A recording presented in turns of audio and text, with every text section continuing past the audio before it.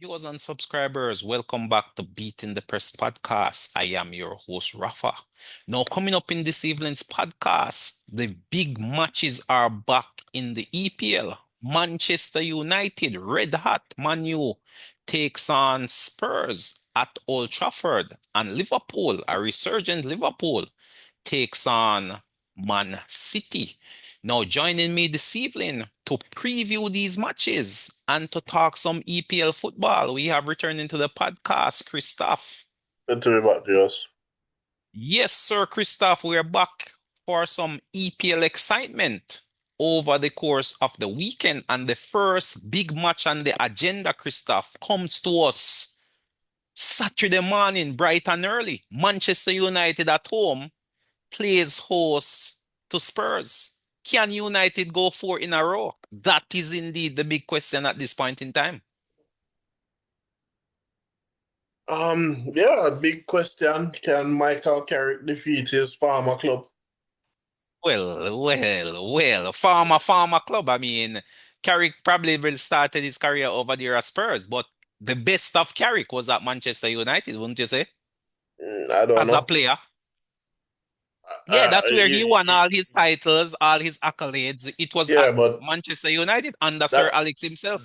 that doesn't mean you played your best football at Yes, Manchester. man. Yes, of You know what course. I'm I, saying? I would concur that Carrick played his best football at United. So while he still has some roots over there at Spurs, I don't think there's any big love loss. I don't think he's carrying any feelings, so to speak. So this is a straight up battle for 3 points. I don't think this one has any extra spice to it, Christoph. I'm not sure if you're trying to create a false narrative as it relates to Carrick No, and Spurs. I wasn't trying to create anything. I was Mm. just mentioning that it's his former club. A lot of people who, probably more recently started watching football probably don't know and only associate him with Manchester United. So I was just highlighting that he also played for Spurs. Well, true. Yeah, that's good for our younger listeners and viewers, of course. Appreciate that. But I mean, going back to this game though, Christopher, apart from the history that Carrick have with Spurs, being a former player, as you rightfully mentioned, what can we expect from this game? Can the Man United run continue? I personally say yes, Christoph. I think Manchester United is experiencing the best run of form since 2024, I would say. They are three wins in a row, hitting off two big heads. Pep being taken care of, Arteta being taken care of. We saw they can take care of business versus, you could say, a lesser team, quote and unquote, in the form of Fulham. And of course, Spurs, which Manchester United ironically played that European Cup final with and lost. That might be the history that this United team is looking to avenge, Christoph. Will that play any role in this game? Will Man U come into this one extra motivated for losing out to Silverware versus this Spurs team? Doubtful. I don't think they're thinking about it, to be honest. I'm not sure it will play a part. Can't say. I cannot say 100% certainty, but I don't think it will be a factor. Can Man United win this game? Yeah, I think so. Spurs has a very big injury list at the moment, and Spurs has also played a lot more games than Manchester United. Having dropped out of the Carling Cup very very early, and I think they're also out of the FA Cup, right? Was it And Grimsby who took care of business there? Grimsby took care of business in the Carling Cup. Oh, and I believe Brighton took care of business in the FA and Cup. and Brighton took care of business in the FA Cup, and they have no European football, so they've only been focusing on the league. So So pretty they much they have have a whole week to prepare for this game then, Christoph. they have Players more to recover they have fully fit, more fully healthy. they have more recovery time, more fit players, and like you said, they are currently in what you could probably describe as red hot form. In they won the last three games. I Yeah, would three say that from three for Carrick. they you could say they beat Manchester City, convincingly, and were probably a bit more lucky against Arsenal and Fulham in those games. Tottenham, But they look however, good. They look good value for they their look three good. points, though, Christoph. They do look good. They do look It good. was, to me, it wasn't a fluke. It wasn't a lucky goal. It wasn't a lucky set play, as we've seen sometime from Arsenal. It was Uh, uh, coordinated tactics uh, led uh, by uh, Carrick. Arsenal doesn't score lucky set plays. Well, They are worked on the training field, and they execute them on on match match day. day. That is the difference. Got. Um, But yeah, United look good value for money, in my opinion. I mean, it's only my opinion, but to me, they're playing better football and that Carrick. They look more oh, organized. they're I think the playing. best 11 is being placed on the field as well,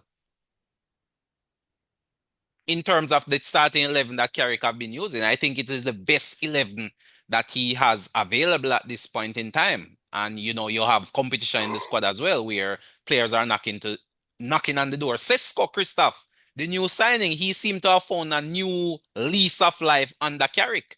He has now gone, what, 3 or 4 games scoring. Will Yeah, I he get the mean, start in this one? Will Carrick change that winning 11 and squeeze him in, or he will continue with this 11 and Sesko remain on the bench, coming on and possibly having an impact later on in games? couldn't say. I think he'll stick with keeping him on the bench for the time being, just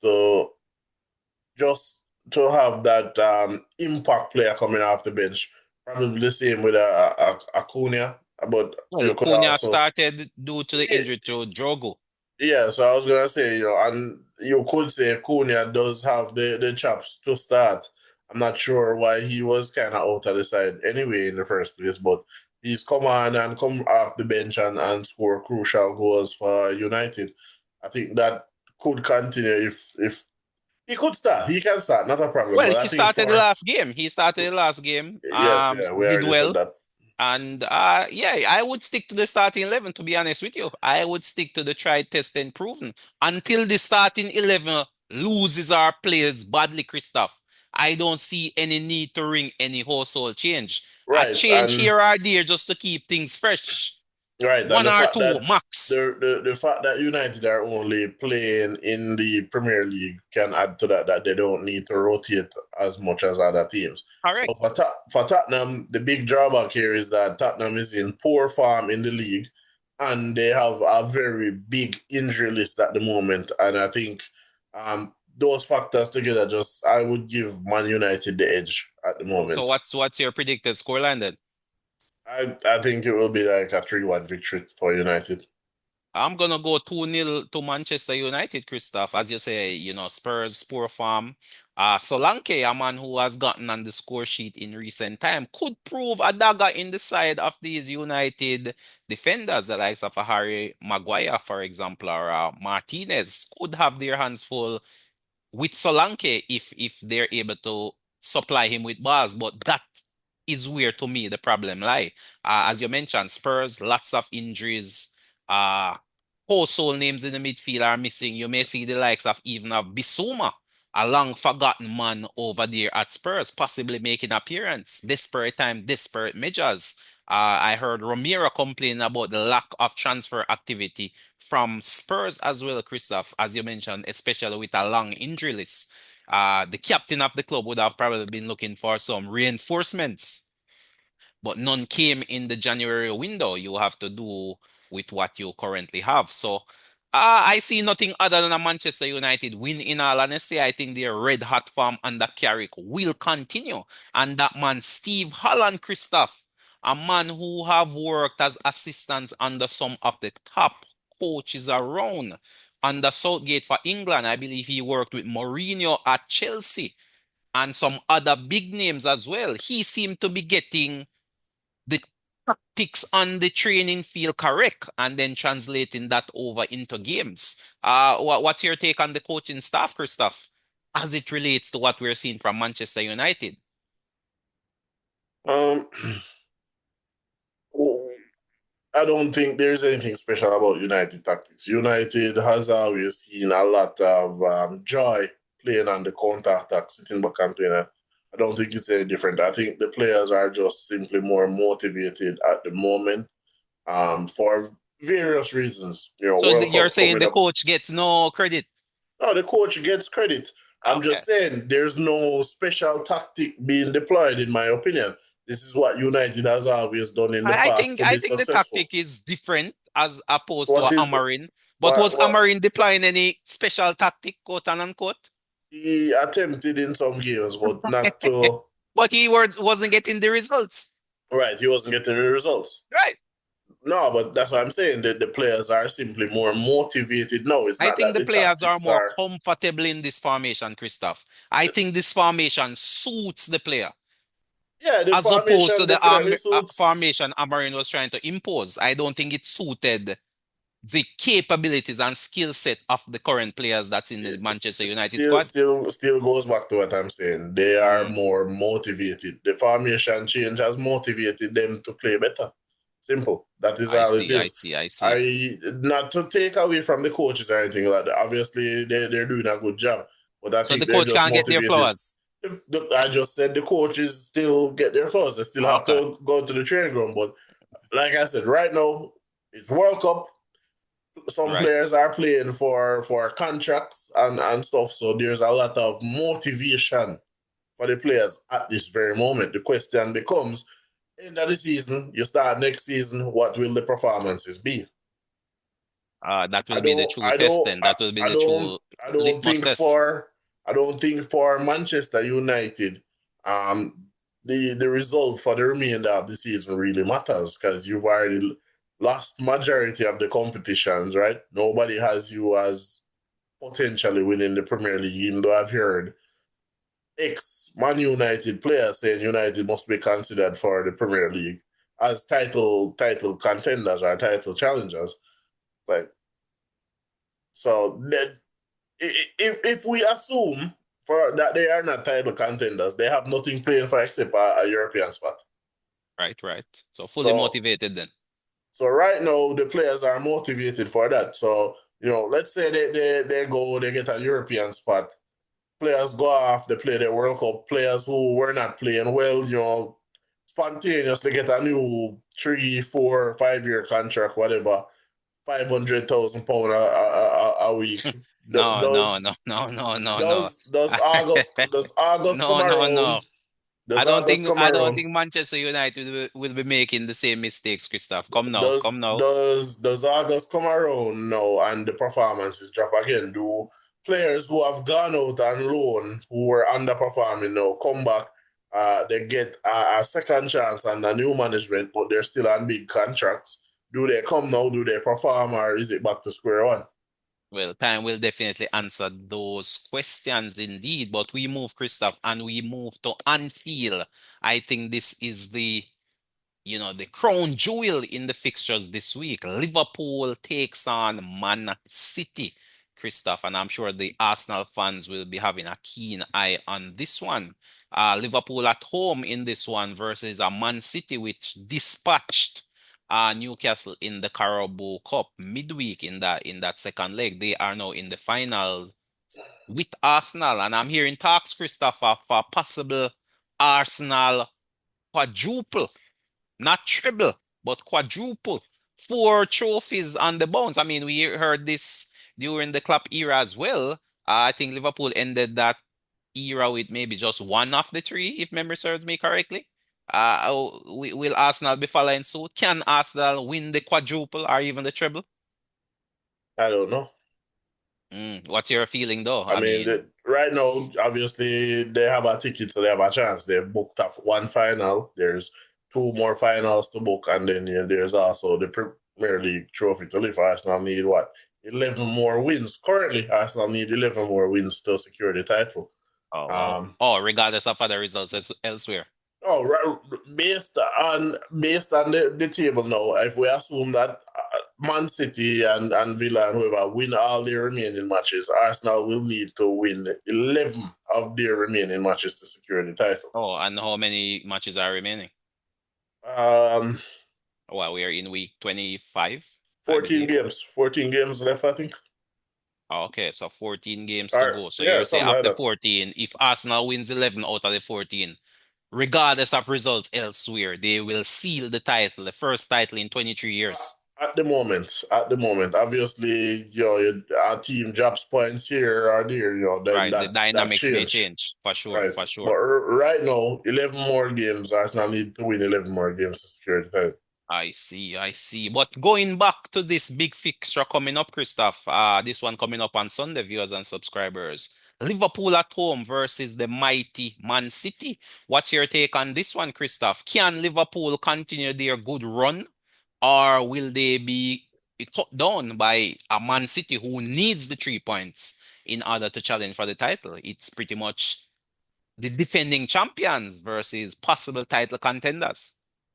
I don't know that Liverpool is on a good run. They have one win in their last five Premier Well, League games. So see him for Man City, so I'm not sure. Obviously, you might be referring to the fact that they beat Newcastle, what it was, a 4-1 in the last match. But we know from the history so far this season that Newcastle was likely to drop points in that right, game. that So is true. That it's was almost like a gimme for Liverpool, right, technically. it's a asterisk game, so to speak.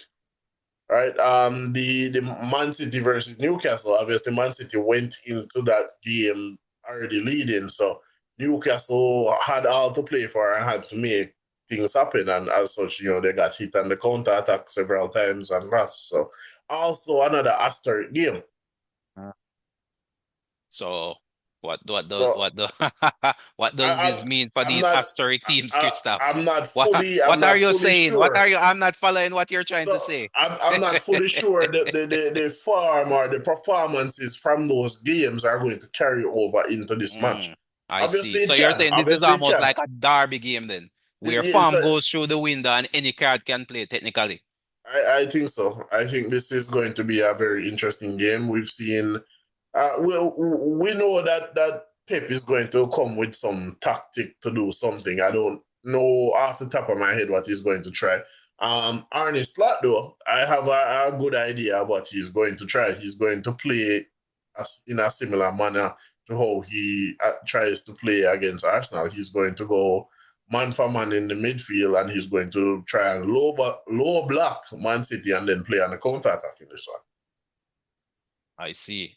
But to a large extent, it was effective versus Arsenal, wouldn't you agree? It was effective against Arsenal. So I'm just saying that's what I know he's going to do. Man City, I'm not sure what Man City is going to do, but Pep is going to employ some tactic in this game. I just don't know what he would try.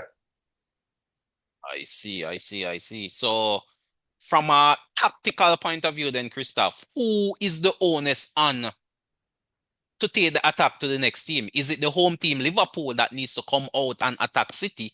Or is it the title contender, City, who needs to go and attack the defending champions, Liverpool? Who should be looking I to take the initiative in this one? if we assume that Liverpool has written off the title, there's no onus on Liverpool to go out and attack this game. I think Liverpool will probably try to sit back and counter attack, and Man City will try to take the game to Liverpool to get those 3 points and try and close the gap on Arsenal. So that being said, then we looking at a very closely fought game, uh defensive type mindset, possibly less than 3 goals in this one then. Yeah, I think this will be a very, very tight game. It's to me, I think this is a game of who is going to blink first. Mm. The team that blinks first loses this game. The team that blinks first, meaning the team that concedes first. Yeah, whoever concede first is losing this match. Oh wow, that's a big call right there off the bat, Christoph. I mean, Liverpool blinked first versus Newcastle, but you're saying that game is an asterisk game. It's So you're after a game. After a so game. so the team that blinks first, so whoever concedes first loses, is what you're saying. Whoever concedes in this game first is going to lose. So you I'm don't not, have I'm no not, faith in the coach's ability no, to change the tactics if of plan course I can. A doesn't work. Um, I think the coaches, both of them are very capable of changing their tactics mid-game, and we've seen it from both of them. But this just feels like a game where to me, that's what's going to happen. Liverpool will score first, and we know Liverpool defense is kind of iffy, but they've been better in recent weeks. Liverpool might go on and concede a goal, but I think then Liverpool will score, especially because City needs to attack and potentially get this win. Liverpool is not in dire need of this win in particular. They are less They need desperate. it to They need they, survive they need it the top four. they need it for morale, but they don't need it as much as Man City needs it. So you're saying Man City needs it more, so they should Man be the team City looking to attack. Man City needs this win more. They are going to be looking to attack. They're not going to, in my opinion, I don't think they're going to sit back and try and counter attack. So looking at both teams though, Christoph, which team has the best starting 11? If And who have been starting continue to start in this game, man for man, who has the best starting 11 between the two teams? Is it Liverpool? Is it City? uh, man for man, it might be Manchester City. I So they think. should go into this one the favorites then. I think they will go into this one favorites. Yeah, Mm. specifically because of the game against Newcastle. Granted, both teams their last game was against Newcastle, so And both teams battered Newcastle. So right. That is true. That's a very interesting fact that it's quite unique that the two teams coming up would have played the same opponent days apart, and right, the same opponent pretty much lost to almost identical scorelines. Interesting stuff indeed, but this is going to be a battle royale for sure, for sure. I mean, Liverpool will be playing for pride in front of their home fans as well. Um, as you say, City probably has the better starting 11 at the moment. I mean, they say the table doesn't lie, and the table will prove that. And of course, that man up front, Haaland, you can never count him out. Don't matter how long his goal drought have been. I believe he hasn't scored in the last 7 games now, Christoph. He has yeah. blanked in the last seven. So if we go back to the first season that Erling Haaland was in the EPL, and up to now, he always has a goal drought around this time. Always. Really? Just go back and look at when his scoring drops So off. what accounts Always. for that, though? I think it's the amount of games that he's played. Erling Haaland has already played 40 games this season. That is more games than Manchester United will play for the entire season. Wow, that's a big statistic there. So the coach has to take some blame for this one then, in terms of not rotating enough. Yeah, it's definitely that he hasn't rotated enough, especially when I don't know, I can't remember if Marmoush has been injured so far Well, this season. Marmoush was away on the African Cup of Yeah, Nations, but similar before that, to Salah. but before that, Mm, Before, yeah, he may have had an injury carrying, to be yeah. honest. So I'm not exactly sure, but yeah, I think Haaland is tired at this point in time. I think he's very tired, Well, that and man Semenyo, Christoph, is probably one of the red hot strikers in the EPL, and he almost single-handedly demolished Liverpool when he represented Bournemouth in that first game of the season. He knows where the light blue of Man City. Will he have a part to play in this one? Can he put Liverpool to the sword, similar to what he did when he represented Bournemouth? um, I definitely think he can. I think obviously we said the Liverpool's weakness is their defense, the back line, the back four. It's a question of what will Arne Slot do, because if I was Pep Guardiola, I would identify the weakest spot in the Liverpool defense and then set Semenyo on that side and then double up the attack on that side and So they may be looking to overload. attack the right side of Liverpool then. So if That's you if you the if you if you think the right side is the weakest, then yeah. I mean, Yeah, I obviously mean, for it's sure, that is Sober definitely a Slide weakness that's in going to be Liverpool's there. defense. You're playing a midfield there. Soboslai is the man who played there I mean, the last couple of games. the, He's not a as known defender. He's a midfielder by honestly trade. thinking about it now, I would double up on whichever side that Salah is playing on, because he's not going to track back and defend that side. Which is the right side. Yeah, right. Which is That's the why I right said that side. if he's starting, whichever side he start, obviously he starts on the right side. So, Correct. if even if we said that Liverpool's first choice right back was going to come back for that game, I would always double up on the side that Salah is, because he's not tracking back to defend. Right, right, right. Okay, so that's well, so, all right. So if we are thinking like this though, Christoph, wouldn't Slot Right. be thinking similarly? Uh, So what Yeah. tactics would you then employ to negate that potential game plan from Pep if if you were the manager of this team? So obviously, if we identify that Liverpool's right side is going to be attacked or doubled up on, Right, right. you prevent the ball going out there. Simple. Or would a I mean, likely option it also be sounds simple.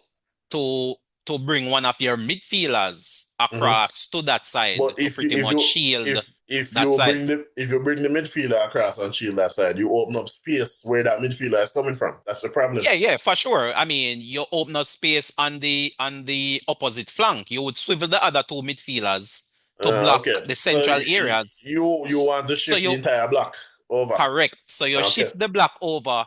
So your vulnerability now becomes the left side if you can play a long diagonal over that side.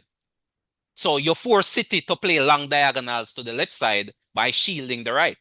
If that is a tactic that you could see Man City deploying, yeah, pretty much. And then hope that your midfield can recover in time or that there are inaccuracies with that big long diagonal. Or the players who are playing on the Man City left, who are attacking the Liverpool right, are incapable of pinging those diagonals accurately and with great frequency. So to me, that is what I would do personally, because you have to anticipate your opponent's game plan.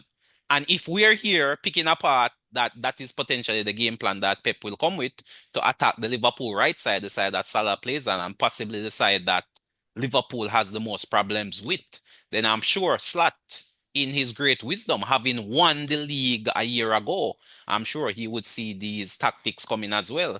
So I'm not sure if that will be as so straightforward, Christoph. It might be a No, chess game, to be honest, between the two managers. It, it won't necessarily be straightforward, but if I was a manager, that's certainly what I would do because it's not like it's yesterday. It's something that has been identified as a weakness for a long time, which is why sometimes I'll say I don't understand how managers don't see these obvious weaknesses and then do something about them, whether it is that you as the opposition are going to attack them well, I'm or sure teams you have tried. I have seen games when Trent was there last year where managers definitely yeah, definitely I saw it. targeted the right side, Yeah, the but it just that last most year times Liverpool overpower them. last year definitely I saw that, right? But the year before I was really seeing it. The year Mm, before that I was really seeing it. But well, it's not like it's not like Salah recently stopped tracking back. Salah has right, never right. tracked back. And probably he is tracking back less now, having gone up a year in age as well. Right. And it was it's one of those things that I identified like a long time ago when Pep was managing Barcelona. The ball always goes to Messi, and then there's a goal. So I know Jose Mourinho the first time when he was managing Madrid, or if we even take it back to when he was managing Inter in that semi-final at the Champions League, what he did was he isolated Messi and made sure no ball was going to Messi. Oh, so you And man marked him then. yeah, the man marked him out of the game, but you don't have to Well, I man mean, mark him. the man is so great, Christoph. The No, you man don't. is so great. How many players these days command a man marker? Is such a danger to the opposition team that coaches are thinking of man marking them. I can't think of No, any, to be honest. well, there are a couple players that get man marked currently in the Hmm? EPL. Who are those? Erling Haaland gets No, well, man I marked. mean, obviously you're a forward, so that's a given. I'm talking about a midfielder, a floater, a winger, Oh well, someone like that. If you're playing up top, it's naturally you're not gonna be man marked. it's not everybody that does man mark Erling Haaland. Arsenal specifically man marks Erling Haaland when they play against Man City. Most teams will man mark Haaland, Christoph. Once the ball No, gets into the attacking third, you're gonna have a man marker for sure. Definitely. No one is gonna play zonal defense versus Haaland. I mean you can always shadow mark him. Well, I'm not sure about the shadow marking part. When you say shadow mark, you're talking about zonal defending? No. Not that zonal defending. All right. So shadow marking is where you would cut the passing lane that would go to him. And who does that? The It, midfield, you in this case, you could do it with the midfield. Since mm. Haaland is going to play centre forward and up top in the middle, drift, whatever. So the midfielders will have to shadow mark the passing lane to him. I'm still not following you. So what would a midfielder be doing different from what they would ordinarily do playing So midfield? your midfielder would not press an attacker in that instance. Somebody else would need to press Okay, the so attacker for him. you would basically sag up the attacker and more put your body or yourself in between Right. the So passing lanes and they Haaland. they they don't need to sit on Haaland. You're just going to put your body between them. The oncoming attacker and where he could potentially pass that ball or get that ball to Haaland. And But it's how do you some know with your back to Haaland? I'm not sure that tactic is wise. Oh, I've seen it work. I've if seen you it have work. good movement as a forward, the midfielder can't see your movements. No, He but has to be focused on the ball. it's not going to be a single midfielder. So the entire Mm, midfield have to do it. So if yeah, Haaland move, then you trade off with another midfielder. I see. I see. Yeah. I I I I would not deploy that to be honest with you. I I I've definitely seen would not deploy that. I have seen it work against Barcelona against Messi. Mm, It is something that works. I see. I see. Well, that being said, though, Christoph, we've dissected the tactics. We've talked up the teams. Game time is upon us. What is your call for this one? Who takes this game? I think this could be a drawn game, but I'm going to give Liverpool the edge and say Liverpool to win 3-2. Wow, that's a big call. I'm a Liverpool fan, but I my faith in Liverpool is very limited these days. So I have to side with the team, as you said, that needs the win the most, the team that's pushing for the title. And I'm gonna go Man City, Christoph. Man City to me has a better starting 11.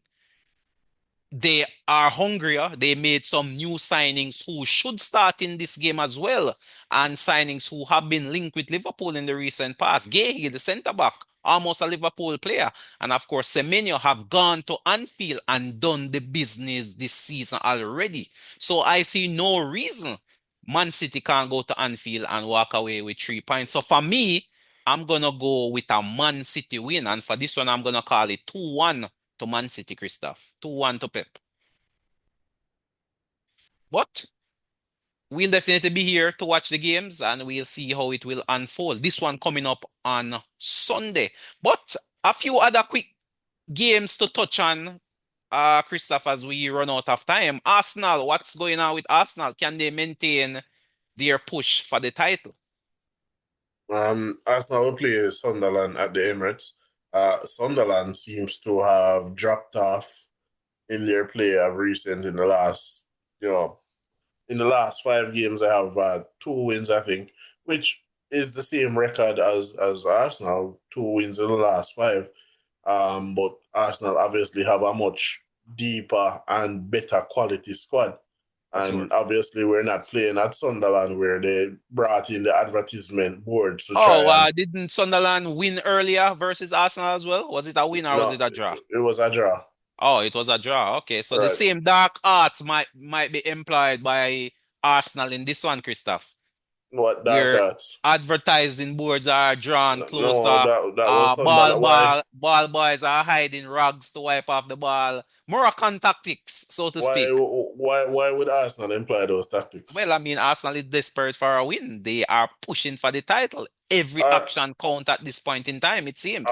Ar- The ball Arsenal is boys must be definitely under strict instruction to either delay play or play it quicker, hide the towels, bring in the scoreboard, etc. Moroccan no. tactics, Christoph. African Cup of Nations. Moroccan Arsenal tactics. Arsenal have never played dirty, and I don't see that coming to fruition So in no this dark game. arts, no time wasting. What Arsenal got a number of red cards for alleged time wasting last season. Yeah, I So mean, under instruction from the dark arts master, Arteta, Christoph. Come on. But I what's don't your know call about for that. this one, though? What's your call? Arsenal to take it? I think Arsenal to win 2-0. Arsenal to win 2-0. So keeping a clean sheet and scoring 2 goals in that one. And then the other interesting game that, another team is involved in is Bournemouth. Bournemouth versus Aston Villa. Aston Villa is punching there in third place. What will you say about this one? Bournemouth at home versus Aston Villa. I think Bournemouth is coming off a win, and Aston Villa is coming off a defeat. I believe Aston Villa went down 1-0 to Brentford in their last game, and Bournemouth also won their game. This one, Bournemouth at home. Aston Villa possibly looking a little jaded. Can Aston Villa turn things around and get a win at Bournemouth? Can Aston Villa turn it around and win? Yeah, I think they can. But right now it looks like Bournemouth might be rounding into form to push themselves out of that relegation zone and stay out of it. Aston Villa, on the other hand, kind of looks like they are somewhat running out of steam, So in what's my your call for opinion. this game So though? I'm going to go with a draw, a 1-1 draw for this one. 1-1 draw. Whoa, I'm gonna go with the Aston Villa win. I'm gonna back Aston Villa to bounce back. Ah, a few new signings, Tammy Abrahams, Leon Bailey coming back from loan. Yeah, I think that defeat as well versus 10-man Brentford, it should galvanize this team, give them a little bit more energy. They had a whole week to rest, I believe. Yeah, I think so. There was no European football this week, and they Yeah, were but not participating in the Carabao Cup. So Bournemouth also had a whole week to yeah, but rest. I think Aston Villa has a better squad, man for man. I think Aston Villa is the better team, man for man, and I don't think the table lies. So if you were to match both teams up man for man, I think Aston Villa should enter this one favorites. I mean, to me, if this game was being played at Villa Park, I would have no hesitations in calling an Aston Villa win. I don't think playing away from home will be too limiting for them. So I still think they can go out and get the victory. I'm going to call it 2-1 for Aston Villa. 2-1 is my call for Aston Villa. What was your scoreline? 1-1 draw. 1-1 draw. Well, any final thoughts, Christoph? We are quickly out of time as it relates to this week's action coming up in the EPL. Any final thoughts? Um, well, my final thoughts are I think what they were last week. I hope for a better standard of officiating. I noticed the quality of the refereeing has dipped dramatically in the last couple of weeks, missing clear and obvious calls. Not just the referee, but the VAR also missing them, in my opinion. And if it continues, it's not a good look. Indeed, indeed. Yes, I know you've been calling for the referee and the officiating standard to be lifted, or indeed some sort of sanctions to be placed on referees. But hopefully, it's I don't think it will be an incident-free weekend. There are always incidents in the EPL, but let's hope that the referees get their decisions correct, at least the majority of them. But viewers and subscribers, that is all the time we have. Some big matches are coming up this weekend. Leave us your predictions in the comment section. Who will win it? Will it be Man City? Will it be Liverpool? Will it be Manchester United or will it be Spurs? Can Carrick continue his hot start to this interim managerial role at Manchester United? Or can he, with results, turn it into a permanent appointment? Christoph, thanks again for coming on board and sharing your thoughts and your comments. Viewers, if you haven't subscribed as yet, hit that subscription bell. And if you are a subscriber, then hit that like button. Leave us your comments in the comment section and continue to share the podcast. But until next time, this is Rafa signing off.